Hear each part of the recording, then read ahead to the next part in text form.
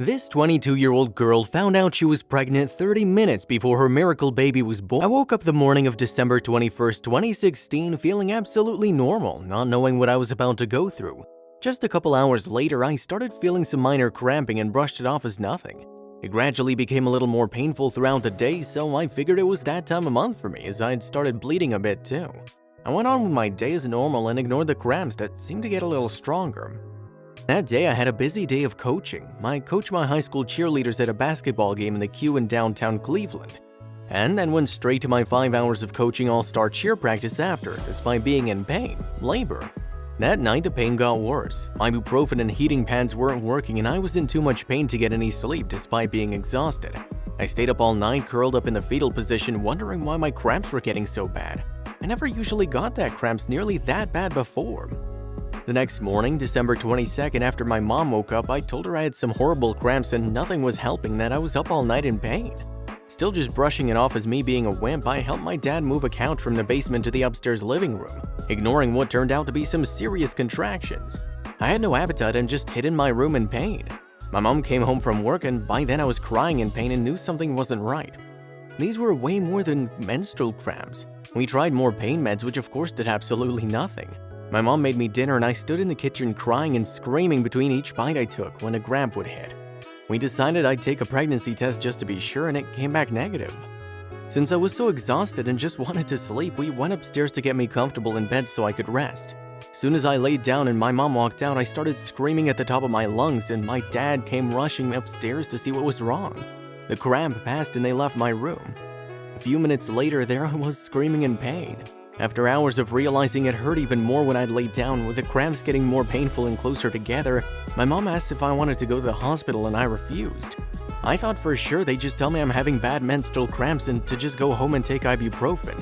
Plus it was like 11 p.m. and at this point I was too exhausted to leave the house after not sleeping for nearly 48 hours. Then another cramp hit.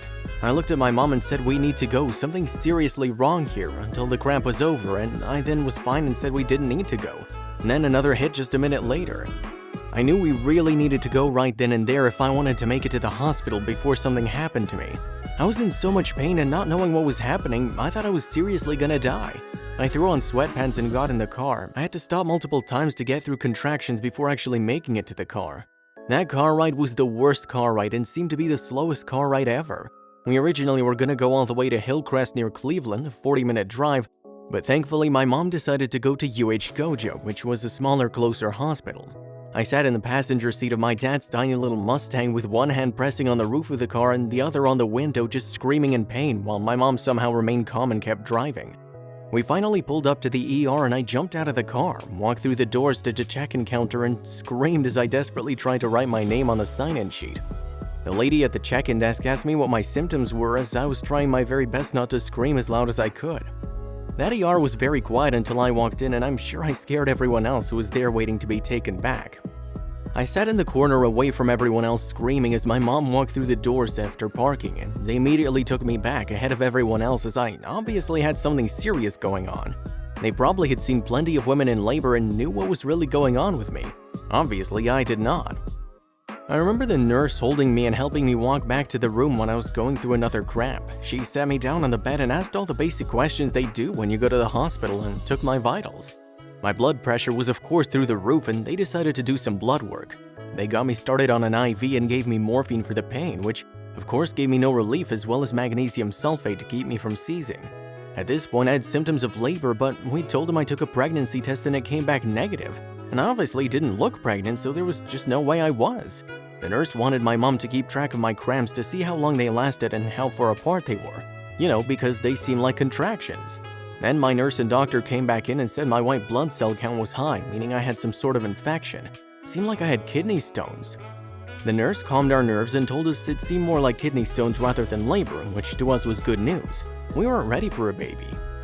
The doctor examined my abdomen and found exactly what I'd found. He felt a hard lump on one side of my stomach. He told me if it was kidney stones, I may need emergency surgery to remove it ASAP. So he sent me for an ultrasound to see what that mass was that he felt. Of course, all of us, including the doctor, were expecting to see kidney stones on the ultrasound. As my hospital bed was wheeled into the ultrasound room, another cramp hit and the poor ultrasound technician looked so concerned as I lay there screaming in pain. After the cramp was over, she started the ultrasound. She of course wasn't allowed to say anything to me about what she's seeing. The doctor's the only person who can tell me what they found, so as she's doing the ultrasound, suddenly her jaw drops and she asked, "Are you pregnant?" And I of course replied with no. She continued the ultrasound and her facial expression looked very concerned and just astounded. You could tell something was up and that she'd found something. In my head, I was thinking the worst as I laid there watching her do the ultrasound. Cancer. The mass we felt on my abdomen was cancer. I was dying. As we know, it obviously wasn't cancer, luckily. But as they wheeled me back to my room and the doctor went over my ultrasound, the nurse came back in and was talking to me and trying to keep me calm as I went through my excruciating cramps. Then all of a sudden, not only did my doctor come flying in the room, but so did literally 10 other people who I'd yet to see that night. As all these doctors and nurses filled my room, I was preparing myself for the worst news possible, that I was dying. There were so many doctors and nurses in my room with a sense of urgency that I knew whatever was happening was serious. Then the doctor said these words to me, "Have you ever been pregnant before?" I of course said no, very confused. He said, "Well, it looks like you're about 30 weeks pregnant and 10 centimeters dilated. You're in full-blown labor and we need to get you upstairs to labor and delivery now." I went into shock. I wasn't ready to have a baby. I couldn't have a baby.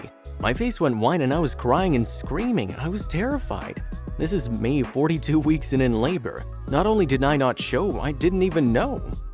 As they wheeled me upstairs, I had many more contractions. Let me tell you, labor pain's no joke. I was screaming and trying to be as calm as possible.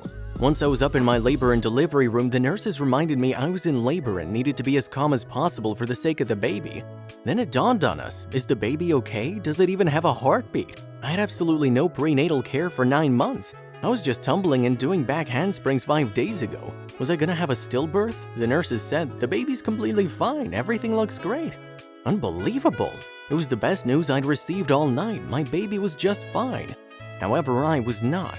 My blood pressure was through the roof and they told me they had to put me on magnesium sulfate to keep me from seizing and that I was on the verge of having a stroke. They told me if I'd waited any longer to come to the ER, I would have died. I was very sick, a lot sicker than I knew. My mom had to make the call to my dad to get to the hospital ASAP because I was having a baby.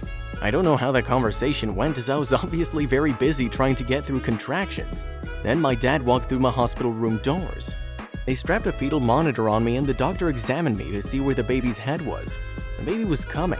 Unfortunately, the baby was breech and I had such horrible preeclampsia that they told me they had to do an emergency C-section. They called a doctor who's now my OB and said that she was on her way. I signed the consent forms and they prepped me for surgery. They couldn't get me back fast enough.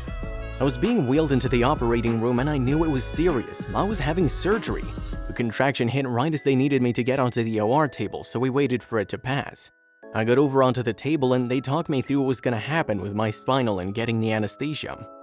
I was terrified to get a needle in my back, but I knew just needed to do what they said. I hunched over as I sat on the table and they inserted my spinal.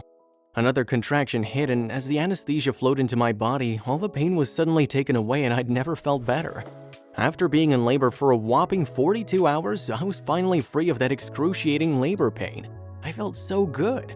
I gave my doctors and nurses a smile and was as ready as I could possibly be. My mom came into the OR and sat next to me and held my hand. I kept telling her there was no way they were going to pull a baby out of me. It just wasn't possible. I still hadn't accepted the fact that I was having a baby. The whole time I was just laying there on the OR table in denial. There's no way I was actually pregnant. It just couldn't be real.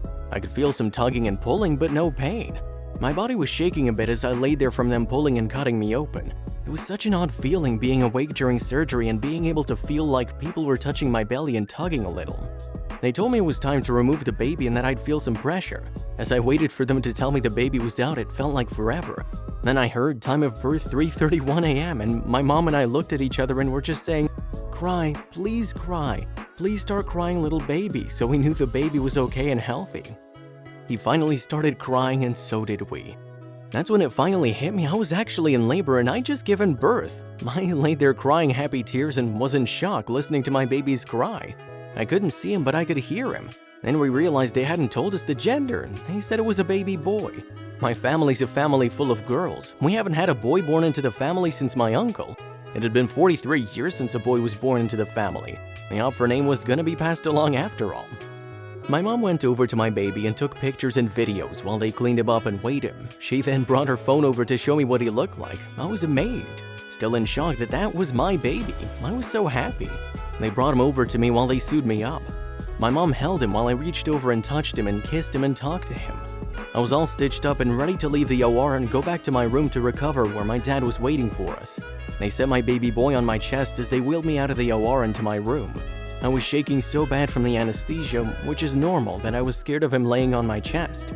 Then we got to my room and my dad got to meet him too. My parents had called all my family members to tell them I was having a baby. It was the middle of the night, so they were all woken up by this news. Of course, they were all confused since no one, including myself, knew that I was pregnant. My sister was working the night shift at her hospital, where she's a nurse, drove up to Cleveland to be with us. She eventually made it, and we continued to try calling my other sister, who had her phone on silent and wouldn't get our messages until later when she woke up for work. After everyone woke up, my whole extended family came to the hospital to meet our miracle baby, all of them just as shocked as we were. Then we realized we needed to come up with a name for him. The nurses brought in a ton of baby name books, but it was just overwhelming. My sisters, my mom, and I all threw out our favorite baby boy names, and after about 12 hours, I decided on Oliver inside the birth certificate. I knew I wanted to have his middle name be after my father. Welcome to the world, Oliver David Opfer. My whole family was filled with joy to have this unexpected magical gift. He's my parents' first grandbaby. He's the most amazing Christmas gift I could ever receive. The next day on Christmas Eve, we needed to get a car seat so we'd be prepared to go home. We had absolutely nothing for a new baby. We sent my dad, sister, and brother-in-law to the store to find a car seat for baby Oliver. Through FaceTime, I picked one out. Luckily, other family members and close friends also went shopping to get Oliver some clothes, diapers, and all the essentials. I had so much help and support, it was truly amazing. I finally texted my close friends and family on Christmas Eve to announce the crazy news. My very best friend didn't believe me until I showed her pictures of the two of us and even my hospital bracelet. I don't blame her, it was the surprise of a lifetime. On Christmas Day, 2 days later, I finally announced on social media the arrival of our unexpected bundle of joy. The overwhelming response of love and support meant the world to me and still does. So many people reached out to me and offered to get Oliver and I all the baby stuff we'd need as we had nothing. I'll forever be thankful for everything everyone's done for us. The doctors and nurses came in and we thought we were going home. Unfortunately, I was so sick and Oliver had some jaundice, so we had to stay a little longer. We celebrated Christmas in the hospital. My family brought Christmas dinner along with some presents to the hospital, and we all ate dinner and opened the gifts in my hospital room. They even brought enough for the nurses who had to give up their Christmas to work. It was the most special Christmas ever. We were finally discharged December 26, and it was time to go home. I was so excited to take Oliver and show him his home and adapt to my new life. I had so much help from all my family members. It's an adjustment becoming a new mom and an even bigger adjustment when you aren't expecting it. Thank you to everyone who's reached out and supported us through this journey. It means more than you'll ever know. I'm so thankful for all of you for your love and support throughout this first year of Oliver's life. He's the happiest little guy and I couldn't do it without everyone's help.